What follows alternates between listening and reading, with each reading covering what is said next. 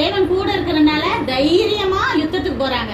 அப்ப அவங்க உயிரை என்ன செய்யறாங்க, துச்சமா நினைச்சுதானே போறாங்க. என் உயிரை விட இந்த யுத்தத்துல போனா அவங்களுக்கு வந்து ஒரு சப்போர்ட்டிவா இருக்கும் அப்படின்னு சொல்லிட்டு அவர் என்ன செய்யறாரு, போறாங்க தெபோரால். அப்ப போகும்போது என்ன நடக்குதுன்னா, பாராக்கு அப்படிங்கிறவன் தாபோர் மலை மேல இருக்கிறான் அப்படின்னு சொல்லிட்டு இந்த சிசரா கேள்விப்படுறான். சிசரா யாரு, எதிரி. அப்ப அவன் என்ன செய்யறான், ரதத்தையும் எடுத்துட்டு பாராக்க ஜெயிக்கிறதுக்காக வர்றான். இப்ப பாராக்கு மலை மேல இருந்துட்டு பாராக், தெபோரால், அந்த 10,000 பேர் எல்லாரும் சேர்ந்துட்டு அவங்க மலைக்கு கீழே இறங்கி வந்து பயங்கரமா சண்டை போடுறாங்க. யுத்தம் பயங்கரமா நடக்குது. அப்ப நடக்கும் போது வந்துட்டு என்ன நடக்குதுன்னா, எதிரிட்ட 900 இருப்பு ரதம் இருந்துச்சுல, அதை எல்லாமே உடைச்சு போட்டுறாங்க.